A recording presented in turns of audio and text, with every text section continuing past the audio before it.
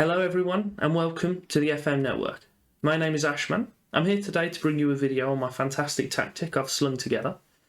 Be sure to pop over to my channel, a link will be in the description. We've got a few saves on the go here which I'm actually going to use to kind of evident the tactic and give you a little bit of a breakdown as to where it's worked for me. And make sure you go to the FM network's channel itself and sub there if you've not already, and give a like on the video. So I suppose there's nothing left to do for us other than run the intro.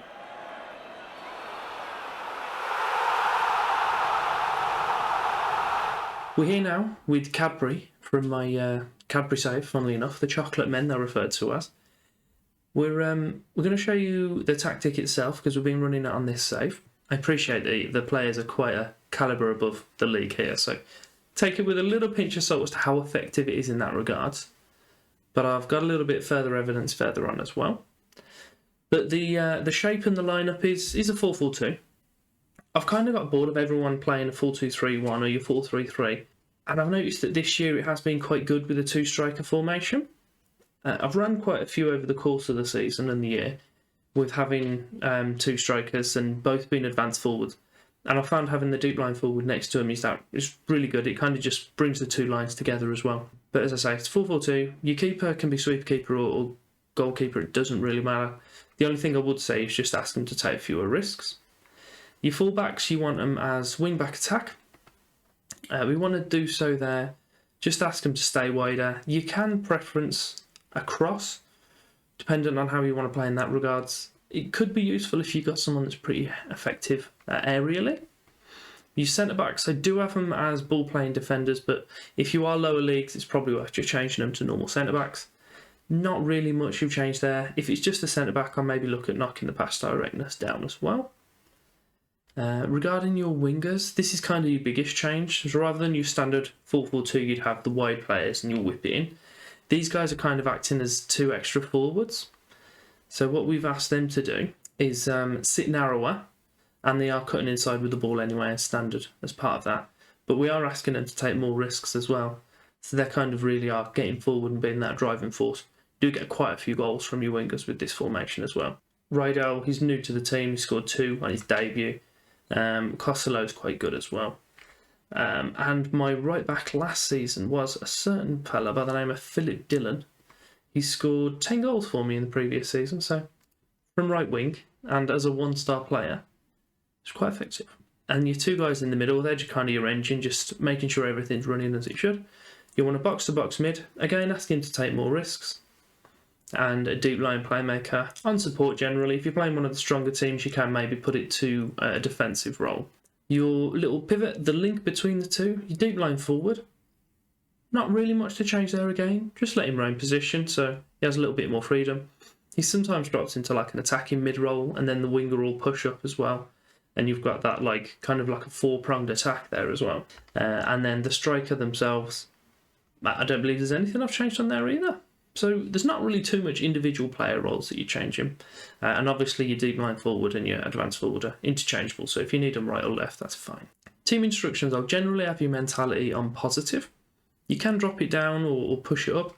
I found sometimes, even if I'm against the weaker teams, if you go to attacking, it seems to be detrimental. So it's probably worth staying positive. Maybe even sometimes dropping to balanced. I've noticed sometimes that I drop to balanced and we're even more effective. The in possession, we want to sit slightly narrower as well because we know it's kind of a narrow 4-4-2. Tempo being high is quite important. Your pass directness, you can have more direct or shorter. It's usually quite useful towards the end of the game, just dropping these two down, kicking up your time wasting. And there's quite often that if you do like that, it will really just kind of choke the life out of the game, which is handy when you're trying to just eke out the win, really. You want you guys to have creative freedom because there's a lot of players that you've asked to be more risky or take more risks. Running at defence and passing into space are quite helpful as well. But again, these are toggleable with the players that you've got in your club. You kind of want wide players that are good at dribbling. Crossing isn't essential, but it's helpful. And your wing backs, you do want better crossing from them, but again, it's not essential. In transition, it's quite standard really. You want the top line across all three. Counter press, counter, distribute quickly, and you want your goalie to kick it out to your playmaker, and then let him be the one that's making the balls, making the runs, making the plays. And out of possession, we want to press up the intensity just the one, not all the way. Standard line, higher engagement, and you do want to try and force them outside because you've got a 4-man defence. You can afford to play that a bit narrower as well. Set piece wise, quite straightforward. It's up to you who you do have as your players putting the ball in.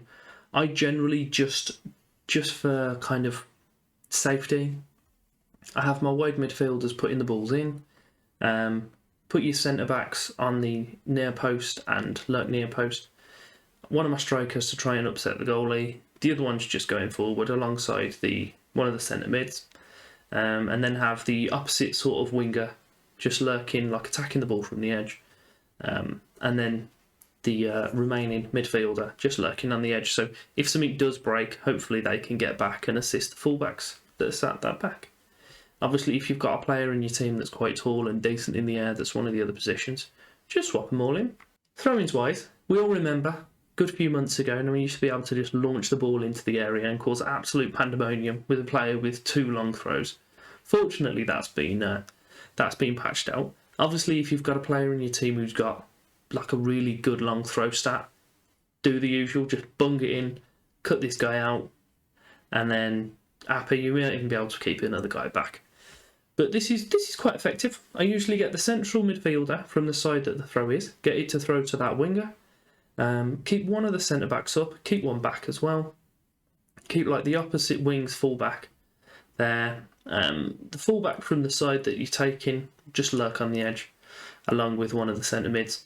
So kind of you want at least 2 guys back for definite. If it goes wrong early, you've got these 2 that can come back. They can get involved as well if the winger's getting the ball in. You've also got options for that winger as well. So there's quite a lot of options you've got here.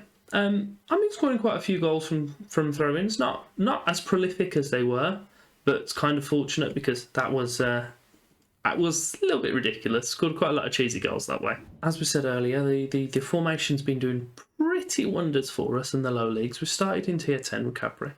Obviously, they're the chocolate manufacturer, but they are actually the team closest to my house as well. So it's good on 2 sides. I'm a big fan of chocolate as well, who isn't? But we've won the league at almost a canter every year, to be fair. I think the most recent season was our lowest recorded points, and we had 103. So that's quite the record. We are currently sitting top of the league at the moment as well. Got quite a few points on the team behind us. Few players doing pretty handy as well. But again, you can take it with a pinch of salt. This is our 4th kind of league that we've been in, and we 10-1 favourites. So there is that to take into account as well, because quite a lot of my players are pretty strong for the league that they're in. I do have further evidence for you by the way of my Dollboy save. It's all on the channel. I mean, you can go back and watch all these if you want. It's a little tiny bit of a spoiler you've got here due to the fact that you've got the complete career history of my manager. But we started off with Roskilde. I don't know if I've butchered that pronunciation. If there are any Danish people, please tell me. Give me a pat on the back if I got it right. Don't swear at me. Okay, you can. Whatever. We then went off to Châteauroux, who we won successive promotions, but got a level with you. We weren't using that formation. We were kind of using a variation of it. One of the wide midfielders were a attacking mid. Then we went through all sorts of madness the first time we were at Mönchengladbach. We were playing like a 2-3-2-3 with 2 centre-backs, 2 centre-mids and 3 strikers. It was relatively successful. I think we still use that formation when we won the World Cup with England, which is just obscene. It might have been the point when we changed the 4-4-2. I'm not 100% sure. I'll have a little look through the history and show you in a second. But we did change it when we were with Arsenal. And that was the point when this started happening. And I realised that's a pretty effective formation. Little tweaks here and there, obviously, when you've got certain players coming in. And just trying to refine it. But we won with Arsenal, the Premier League, which was the first time in that manager's history. We then abandoned Arsenal and we took over Man City. We won the Champions League, Premier League and the Carabao Cup. So we had a nice little treble there. We then abandoned Man City because we won everything we wanted in England. discounting the FA Cup, but that's fine. We then scooted ourselves on over to Barcelona, where we picked up the Copa del Rey, the La Liga Santander, and the Supercopa. Again, we won everything in Spain that we wanted, so we abandoned them. We made our way back to Mönchengladbach, which I was over the moon about. There is a year out where we were trying to get the job. But in returning there, we then won the Bundesliga and the Europa League. So across this seasons, we've won about, I think, 4 or 5 tournaments, both European ones. It's been pretty successful. So the World Cup final, we were actually running that formation as well. So our 4-4-2 has done absolute wonders for us. I am aware we won it with a 92nd minute winner, but we won it. That's the main thing. It's all about your player rotation. But what you do pick up is big wins. A 6-2 against Ukraine. I know it's only New Zealand, but a 7-0 for your first game of the World Cup is always fun. With Arsenal, again, a lot of big wins. You're probably noticing a little name popping up quite a bit in the way of Bunguru Gassama. Genuinely the best player I've ever used on this game. We signed him halfway through the year, so in January he came in and then scored 22 goals. And the following season he scored 48 from 37 in the league and 61 in total. The man is a joke. So good. And alongside him we have Thiago, who is my boy. My beautiful Thiago came back to me as well.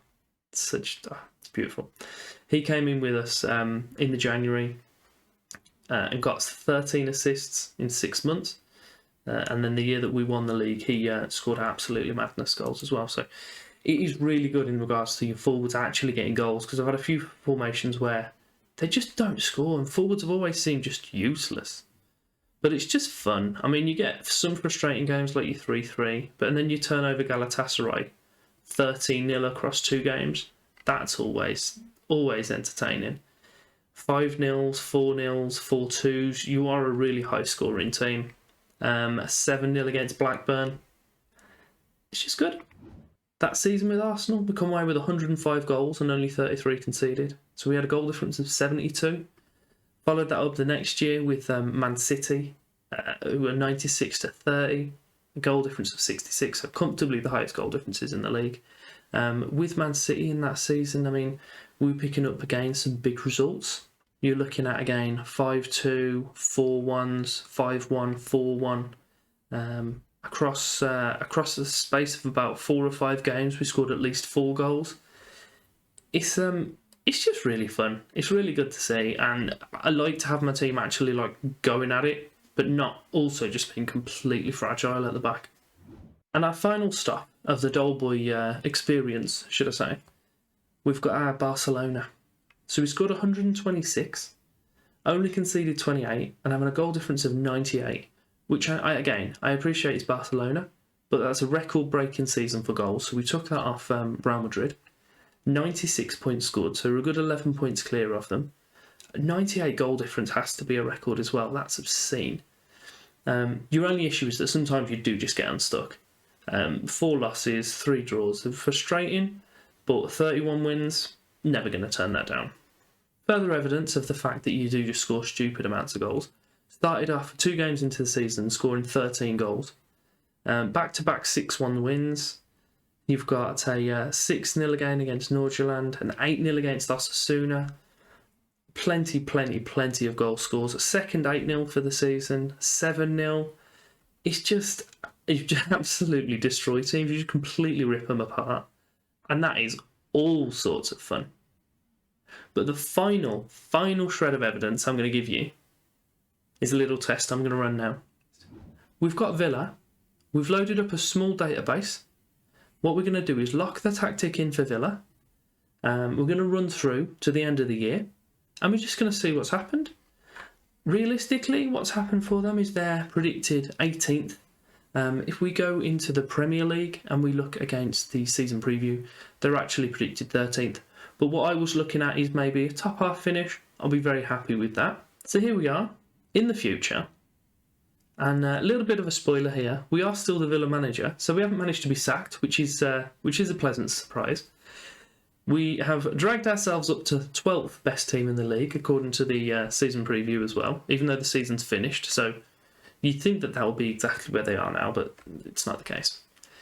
What I'm going to do is press the little home button now and show you where they're finished. Fifth is where they're finished. 5th place. That is obscene. Ollie Watkins has scored 17 goals, and I'm sure it's come of no surprise that Grealish has the highest rating, and also equal top with assists as well. So he's probably been carrying the team through rather much in real life as well, to be fair. League-wise, as I say, they're 5th, so qualified for the Europa Cup for next year. What we're looking for from this tactic is goals. So if we order it by the goals scored, they are 5th best as well. So we're actually ahead of Man United. There isn't actually... Oh, tell a lie, I've just read the number on the side. That's not the case. We're 4th highest goal scorers. And against... that's not as special or comfortable, should I say. But it's not bad. It's, 6th or 7th? So goal difference is 16 you're coming out with, especially with the team that we're using. It's very good. I don't think they made any transfers as well. So no, there's not one at all. So what they've done is run through with a 2-striker formation, having only 1 striker. So I'm not sure if Wesley would have got much of a run out, but they've done pretty damn well, I'd say. We'll have a little scoot over to the games. I forgot what they were called. And yeah, what we did, I did stop halfway through because I wanted to make sure that they were actually using my formation. And for some reason, it didn't show you it previous to this, which isn't ideal. But what they have done is from the 7th of November all the way through to the 26th of December is go on a winning streak of 3, 6, 8 games, which is just stupid. And it was kicked off by a 5-0 win against Manchester United. 5-0. That's obscene. Ollie Watkins getting himself a hat-trick. And inside that as well, those 8 games, Sims conceded 1 goal, and that was to Baggies. We had another high win towards the end of the season against West Bromwich. Did kind of taper off towards the end, which is kind of what you'd expect, considering they've playing 2 strikers with only 1 recognised striker, really. 2 if you're including Wesley, but he was probably out for the first half of the season. A little bit ropey towards the start of the calendar year as well, but no, I'm absolutely over the moon with them finishing 5th. And I think, to be fair, what more evidence do you need? And that's it for today's video. If you do have any comments, pop them in the section below, and either myself or a member of the network team will respond to that for you. Thanks again to FM Network for letting me be a guest creator on their channel. And if you do like what you see and you think you're going to make use of that tactic, then repay us with a sub for them and myself. And yeah, I'm always over on my channel making videos. I'm posting them daily at the moment. There's both the saves that you've seen there. And I look forward to seeing you there.